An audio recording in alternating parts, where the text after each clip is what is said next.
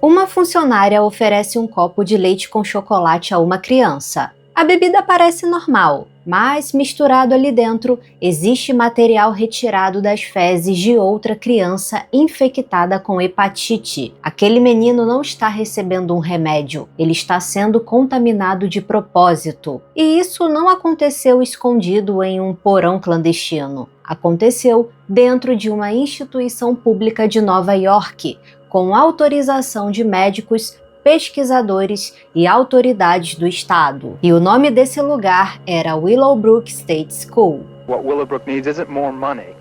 More money would certainly help. At least the kids would have clothes and they'd be cleaner than they are now, but they'd still basically be human vegetables in a detention camp. What we need is a new approach. We have to change the way we care for our mentally retarded. We ask for change, we demand change. Coloque seus fones de ouvido, pegue sua bebida, porque hoje nós temos mais um caso sinistro.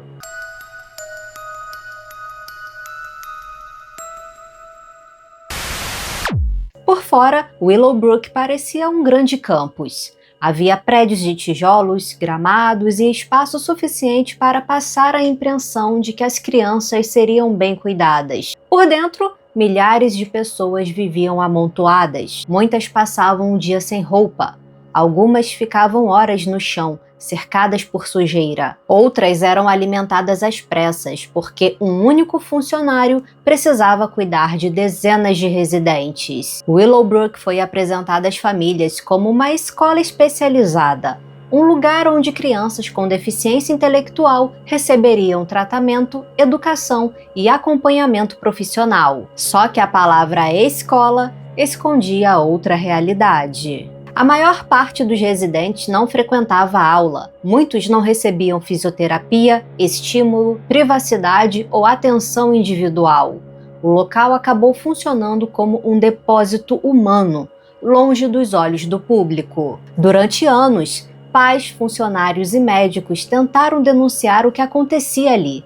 Um senador comparou Willowbrook a um poço de cobras. Fotos foram publicadas, relatórios foram escritos. Mesmo assim, nada mudou. Até que em 1972, uma equipe de televisão entrou sem autorização e filmou crianças nuas, chorando, cobertas pelas próprias fezes e disputando objetos no chão. Mas antes dessa invasão acontecer, precisamos voltar para 1938. Naquele ano, o estado de Nova York autorizou a construção de uma instituição em Staten Island. Nos documentos da época, pessoas com deficiência eram descritas com termos hoje ofensivos. Elas não eram vistas como indivíduos com direitos. Eram classificadas, separadas e afastadas da sociedade. Muitos médicos defendiam que crianças com deficiência intelectual deveriam viver em instituições. Não existia uma rede adequada de escolas inclusivas ou apoio dentro da comunidade. Para famílias com poucos recursos, cuidar de uma criança que precisava de ajuda durante 24 horas podia ser impossível. Era aí que entravam instituições como Willowbrook, que prometiam resolver esse problema. O terreno escolhido ficava na região de Willowbrook. O campus teria centenas de acres e vários prédios. A construção terminou no começo da década de 40. Mas antes da abertura, os Estados Unidos entraram na Segunda Guerra Mundial. O complexo virou um hospital do exército chamado Halloran General Hospital. Quando a guerra acabou, o estado retomou o plano original. Em outubro de 1947, a Willowbrook State School começou a receber crianças e adultos com deficiência. O nome parecia leve, e os materiais de divulgação mostravam residentes vestidos, acompanhados por profissionais e participando de atividades. A verdadeira propaganda de margarina. A promessa era de treinamento e independência. Para pais que ouviam de médicos que seus filhos nunca aprenderiam, aquela propaganda parecia uma chance real. Muitos não estavam abandonando os filhos, estavam apenas seguindo orientação médica. Alguns visitavam sempre que podiam, outros moravam longe e não podiam visitar com certa frequência. Havia também famílias aconselhadas a cortar contato, sob o argumento de que a criança se adaptaria melhor. Mas a verdade era que quanto menos parentes entravam no campus, menos testemunhas existiam. A instituição havia sido planejada para cerca de 4.000 pessoas. Em 1953, já tinha aproximadamente 3.000 residentes. Em 1955, chegou ao limite. Mesmo assim, as admissões continuaram. Por volta de 1969, cerca de 6.200 pessoas viviam em prédios projetados para 4.000. Eram mais de 2.000 pessoas além do limite, precisando de camas, comida, banho, roupas, remédios e supervisão. Um levantamento da época mostrava que cerca de 60% não usavam um banheiro sem ajuda, 39% não caminhavam, 30% apresentavam crises convulsivas e 64% não conseguiam se alimentar sozinhos. Em uma estrutura adequada, algumas teriam atendimento individual, mas em Willowbrook, o único funcionário podia ficar responsável por 50 crianças. E quando o Estado cortava verbas ou congelava contratações, a situação ficava ainda pior. Apesar do nome, menos de 20% dos residentes participavam de alguma aula ou treinamento. A maioria passava os dias sem rotina educativa. Crianças que poderiam aprender a se comunicar, se vestir ou comer sozinhas não recebiam acompanhamento. Muitas ficavam sentadas no chão ou paradas em grandes salas coletivas. Sem estímulo, alguns residentes balançavam o corpo, batiam a cabeça, rasgavam a própria roupa ou entravam em conflito com outros residentes. Essas ações eram tratadas como prova de incapacidade, quando, na verdade, muitas vezes eram respostas ao abandono e ao tédio. O diretor Jack Raymond reconheceu que a superlotação tornava quase impossível oferecer cuidado, tratamento e ensino. Nos dormitórios, as camas ficavam tão próximas que sobrava apenas um corredor estreito. Para chegar a algumas crianças, os funcionários precisavam passar entre ou por cima delas. A alimentação era um dos pontos mais graves. Muitos residentes não seguravam talheres ou não conseguiam mastigar sem ajuda. Em Willowbrook, cada refeição podia ser reduzida a 2 ou 3 minutos por criança, porque havia uma fila inteira de outros residentes esperando. A comida era empurrada na boca, alguns até engasgavam, outros aspiravam alimento para os pulmões, o que podia causar pneumonia e até a morte. Biscoitos e balas eram jogados no chão para que os residentes pegassem, porque não havia tempo para entregar um por um. Muitas crianças passavam o dia nuas ou usando apenas uma peça de roupa. Havia poucos banheiros. A limpeza era insuficiente. Algumas pessoas permaneciam por horas com fezes e urina no corpo. Quando as doenças se espalharam, a administração tratou aquilo como inevitável. Funcionários improvisavam maneiras de mover grupos inteiros de residentes. Carrinhos de madeira com rodas, usados inicialmente por crianças com limitações físicas, passaram a receber várias pessoas ao mesmo tempo.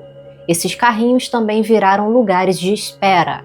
As crianças eram apertadas umas contra as outras e deixadas por horas em uma sala. Uma ex-funcionária contou que no primeiro dia recebeu uma chave grossa de aço. Ela abriu uma porta pesada, depois outra e mais adiante uma terceira porta de aço. Quando finalmente entrou, encontrou cerca de 40 crianças pequenas. Não havia um grupo perigoso atrás daquelas 3 portas. Havia bebês e crianças isolados como se fossem uma ameaça. As portas não serviam apenas para impedir fugas. Elas escondiam as pessoas. Mas nem todos os funcionários agiam da mesma forma. Havia trabalhadores violentos que batiam, gritavam e usavam contenções como castigo.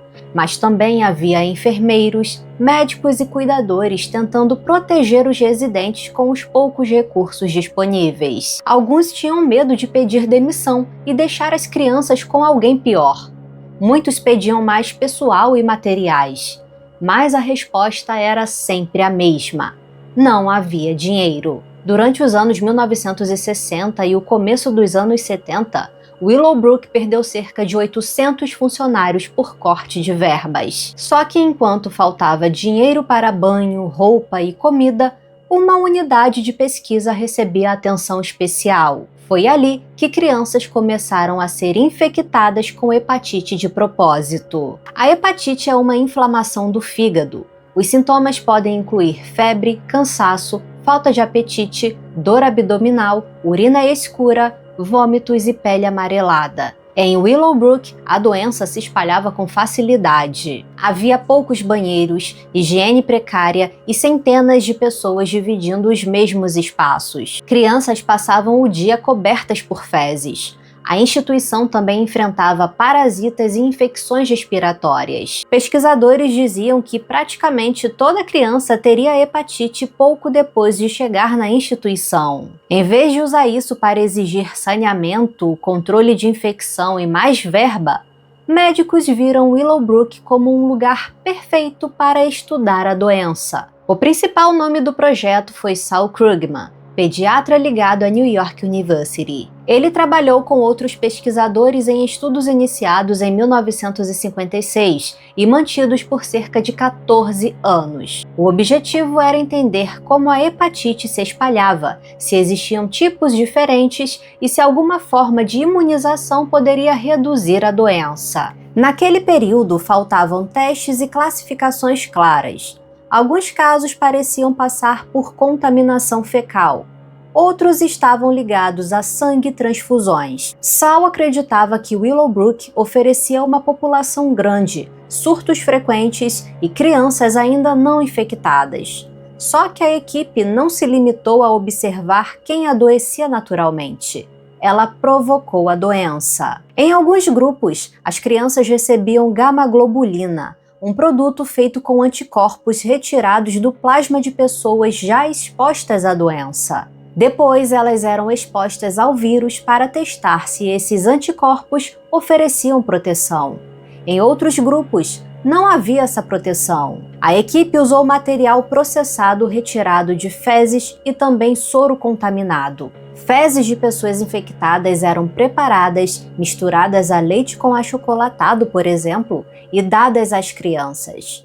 A criança bebia sem entender que estava recebendo material infectado, porque o chocolate camuflava o gosto. Ela não sabia que participava de uma pesquisa e, em muitos casos, não conseguia explicar que estava com dor ou passando mal. Documentos descrevem centenas de crianças com 3 anos ou mais expostas ao longo dos anos. Uma das pesquisas iniciais envolveu 32 crianças recém-admitidas. A dose foi ajustada para causar sinais claros da doença na maior parte delas. Saul dizia que elas provavelmente teriam hepatite de qualquer maneira, mas existe uma diferença enorme entre correr risco de infecção e receber material contaminado de propósito para provocar a doença. Na unidade de pesquisa, as crianças tinham mais leitos, mais vigilância médica e mais limpeza do que nos pavilhões comuns. Isso mostrava que a contaminação não era inevitável. Com higiene, isolamento e funcionários suficientes, era possível reduzir o risco, mas essa proteção só era oferecida às crianças que estavam sendo usadas como cobaias no experimento. Os pesquisadores afirmavam que os pais autorizavam a participação. As famílias assinavam formulários, podiam fazer perguntas, visitar a unidade e até retirar a criança do estudo. No papel, isso parecia consentimento, mas na prática, existia um problema enorme. Willowbrook tinha uma fila de espera longa. Milhares de famílias buscavam uma vaga porque não tinham apoio dentro de casa. Em 1964, a superlotação chegou a um ponto tão grave que a instituição fechou as admissões regulares. Mesmo assim, alguns pais receberam a informação de que havia entrada imediata para crianças que participassem do programa de hepatite. A escolha era apresentada mais ou menos assim: ou você continua esperando por uma vaga comum, sem saber quando ela virá, ou aceita a pesquisa e coloca seu filho em uma unidade mais limpa e bem equipada. Não era uma decisão livre, era uma decisão tomada sob pressão. Uma mãe contou anos depois que se sentiu coagida. Ela precisava de ajuda, não conseguia atender sozinha todas as necessidades da filha e ouvia dos médicos que o Willowbrook era a melhor opção. Segundo o relato dela, também disseram que a criança receberia algo parecido com um antídoto para a hepatite. A mãe perguntou por que os testes não eram feitos em animais, e a resposta, de acordo com ela, foi que isso custaria caro demais. A questão não era apenas uma assinatura no formulário. O consentimento exige que a pessoa entenda os riscos, as alternativas e a possibilidade de dizer não sem perder um serviço essencial. Mas essas famílias não estavam negociando em condições iguais. De um lado, havia médicos respeitados, uma instituição pública e a promessa de cuidado.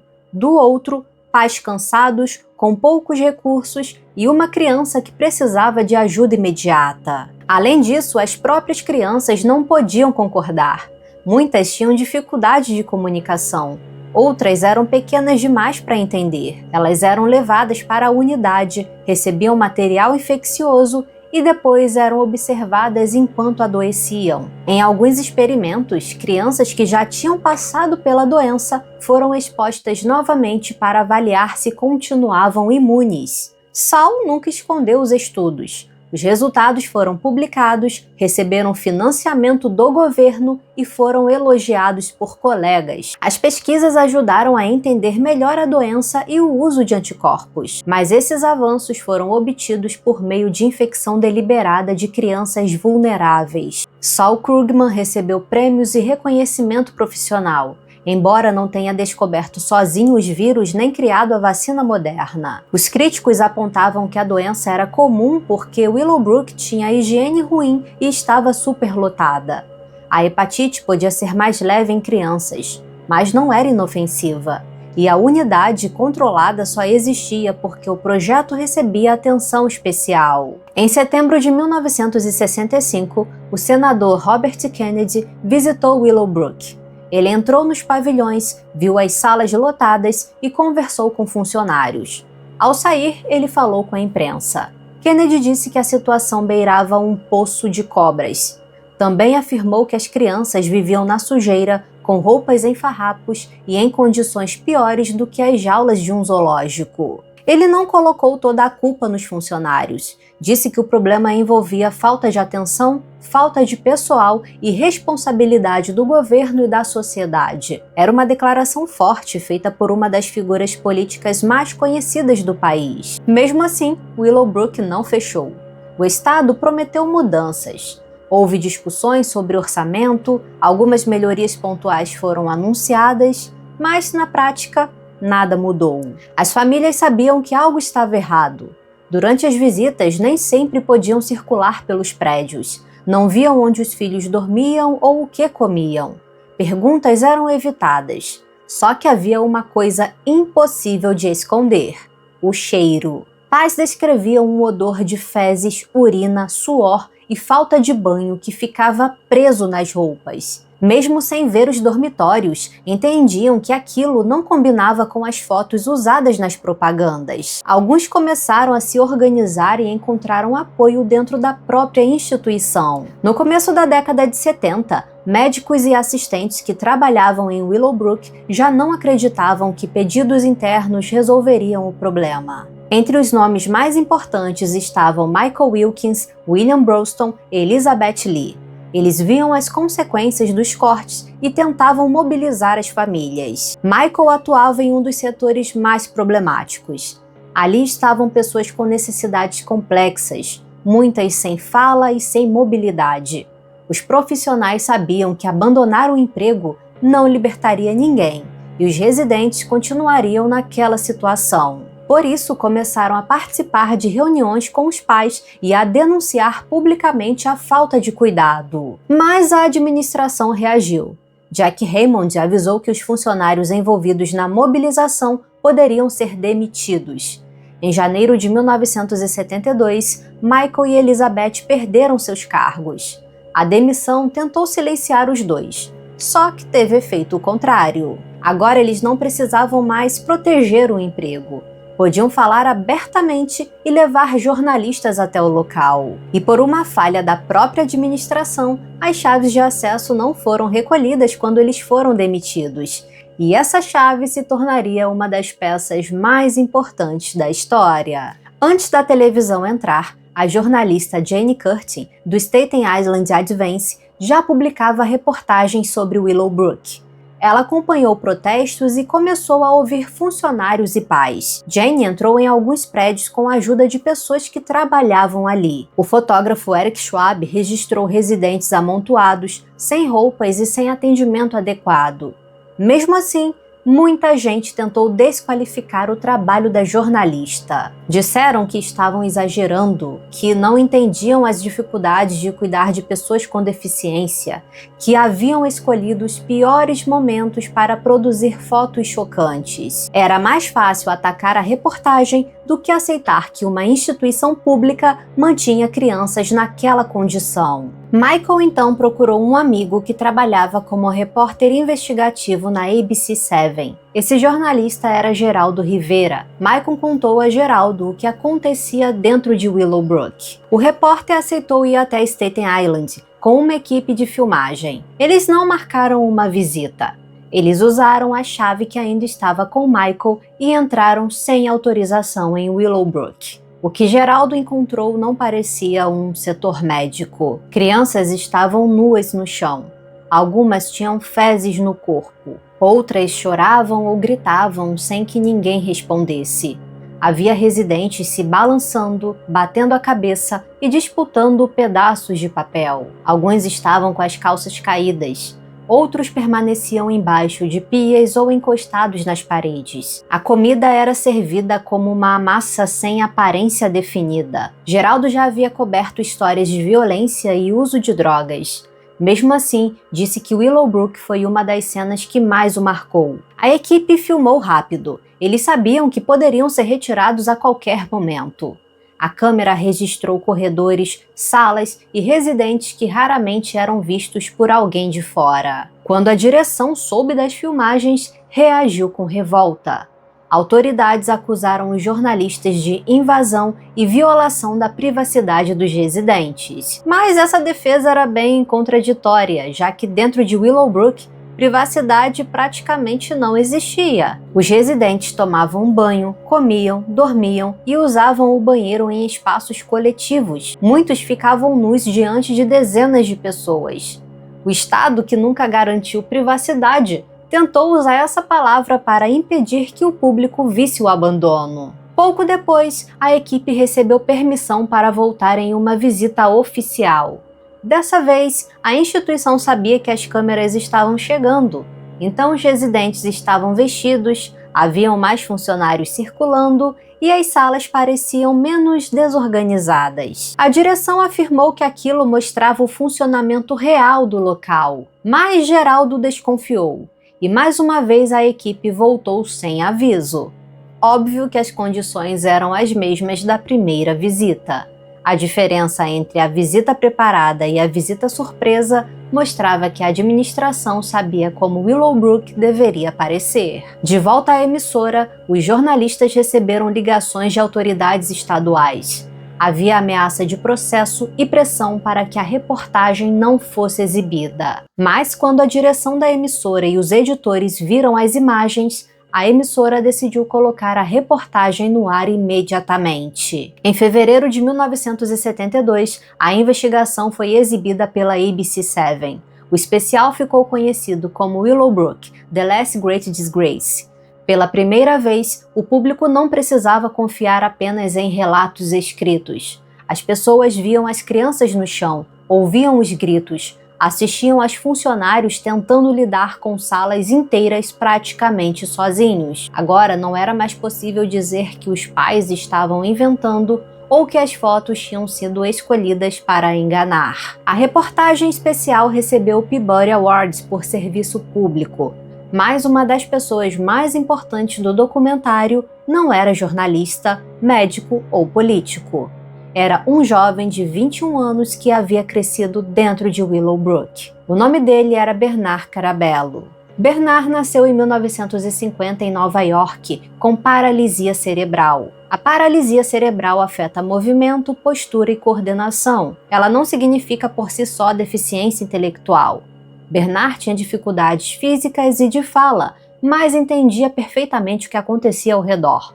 Mesmo assim, quando tinha 3 anos, foi classificado como se tivesse uma deficiência intelectual grave. Sua mãe criava 6 filhos sozinha e recebeu a orientação de colocá-lo em Willowbrook. Bernard entrou ainda pequeno e permaneceu ali por 18 anos. Toda a infância e adolescência dele aconteceram dentro da instituição.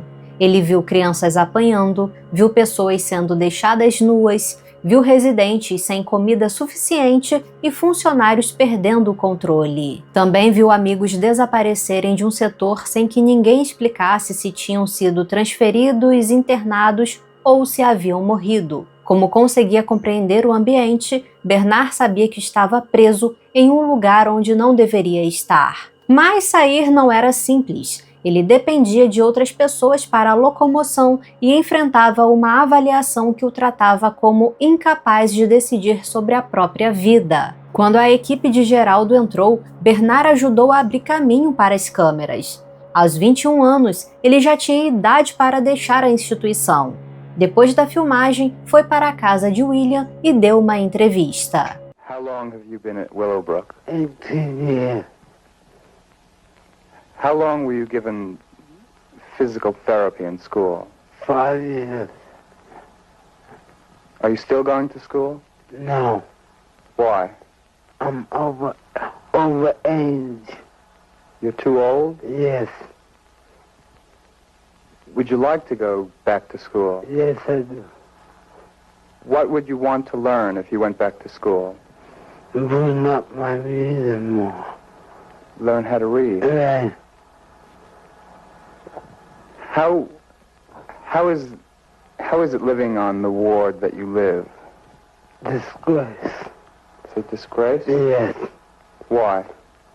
The conditions are getting worse every time they cut the budget more and more. A resposta expunha uma das maiores mentiras da instituição. Willowbrook dizia ser uma escola, mas havia mantido Bernard ali por quase 2 décadas sem garantir educação básica. Depois daquela entrevista, Bernard não voltou mais para Willowbrook. A reportagem provocou uma reação nacional. Os pais dos residentes ganharam apoio de advogados e entidades de direitos civis. Em 1972, uma ação coletiva foi apresentada contra o estado de Nova York em nome dos residentes. As famílias alegavam que o estado violava direitos básicos. Os residentes viviam sem proteção contra agressões, tratamento adequado, educação e higiene. A ação questionava o direito do estado de manter pessoas indefinidamente em uma instituição tão restritiva. Especialistas defenderam moradias menores, integração à comunidade e planos individuais. O juiz responsável visitou Willowbrook. A instituição tentou melhorar a aparência antes da inspeção. Mesmo assim, o que ele viu foi o suficiente. Em agosto de 1972, John Lennon e Yoko Ono fizeram 2 shows beneficentes no Madison Square Garden. Parte da renda foi destinada a ações de apoio a crianças com deficiência, incluindo Willowbrook. O caso também ajudou a fortalecer mudanças nacionais. Em 30 de abril de 1975, o tribunal aprovou o Decreto de Consentimento de Willowbrook. O documento obrigava o Estado a cumprir padrões de cuidado e colocar os residentes no ambiente menos restritivo possível. Na prática, isso significava reduzir a população e criar alternativas na comunidade. O acordo também estabeleceu fiscalização. Em 1975, uma lei garantiu o acesso à educação pública para crianças com deficiência antes excluídas das escolas. Em 1980, a Lei de Direitos Civis de Pessoas Institucionalizadas deu ao Departamento de Justiça poder para investigar instituições públicas. Willowbrook não foi a única causa dessas leis, mas as imagens e o processo mostraram que moradores de instituições tinham direitos que o Estado precisava respeitar. Depois do escândalo, a administração tentou mudar a imagem do local. Em 1974, Willowbrook passou a se chamar State Island Developmental Center. O novo nome não apagou o que havia acontecido. E, apesar do acordo de 1975, o complexo continuou aberto. Não era possível retirar milhares de pessoas de uma vez sem antes criar alternativas adequadas. Cada residente precisava de moradia, atendimento médico e acompanhamento. A redução aconteceu devagar. Alguns foram para pequenas residências, outros foram transferidos para novas instituições. Muitos continuaram no campus por mais de uma década depois da reportagem. Em 1983, o Estado anunciou oficialmente que fecharia o centro. No fim de março de 1986, restavam cerca de 250 residentes. Bernard continuou próximo de Geraldo. Décadas depois, ainda participava da fiscalização dos direitos da Willowbrook Class, formada pelos antigos residentes protegidos pelo acordo judicial. Em 2020, ele recebeu um título honorário do College of Staten Island, que ocupa parte do antigo terreno de Willowbrook. Sair de Willowbrook não garantia segurança. Algumas pessoas foram colocadas em casas comunitárias com poucos moradores e equipes preparadas. Outras acabaram em locais onde os mesmos problemas apareceram em escala menor. Em 2020, uma investigação do The New York Times analisou denúncias envolvendo antigos residentes. Em 2019, haviam sido registradas 97 denúncias de agressão física contra membros da Willowbrook Class e 34 acusações de abuso psicológico, além de centenas de relatos de negligência, contenção inadequada, erros de medicação e roubo. Nem todas as denúncias foram comprovadas. Muitas vítimas tinham dificuldade de comunicação. Testemunhas não queriam depor. Essa dificuldade já existia dentro de Willowbrook.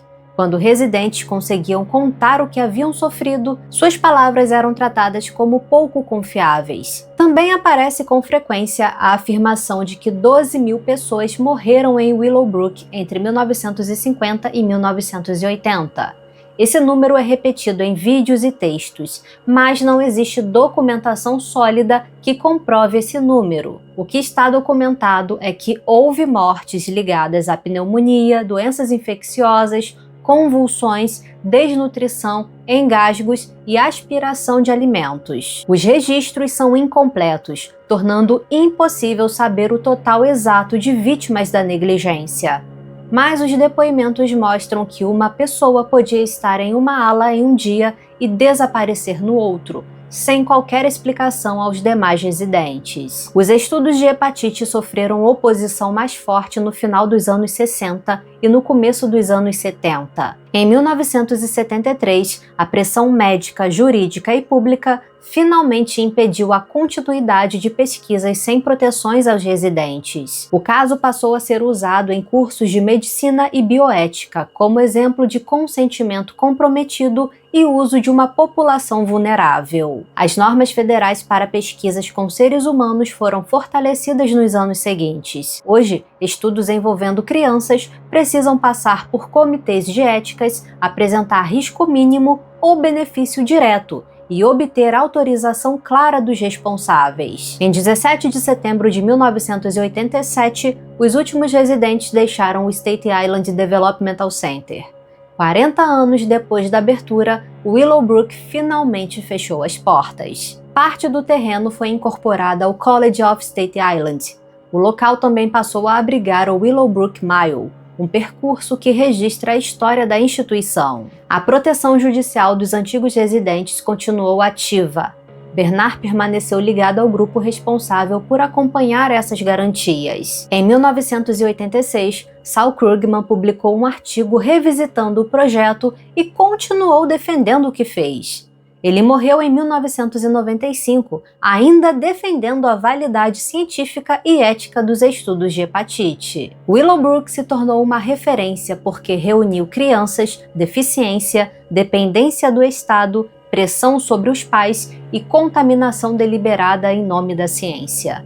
O passado dessa instituição é pior que qualquer história de terror ou fantasmas. Eu já contei aqui no canal a história de outras duas instituições em Nova York com histórias semelhantes. o Asilo Rolling Hills e o Asilo Willards. Eu vou deixar o link aí no card para você assistir em seguida. Bom, lindezas e lindezas, esse caso dispensa comentários. É lamentável o quanto pessoas com algum tipo de deficiência intelectual sofreram por conta da ignorância da medicina. E muitas sofrem até hoje por conta do descaso das autoridades. Enfim, eu quero muito saber o que vocês acharam desse caso e se vocês gostam desse tipo de conteúdo. Então deixa o like e comenta aí para eu saber se vocês querem mais temas como esse por aqui. Aproveite para assistir o próximo vídeo que está aí na tela para você e até o próximo caso sinistro.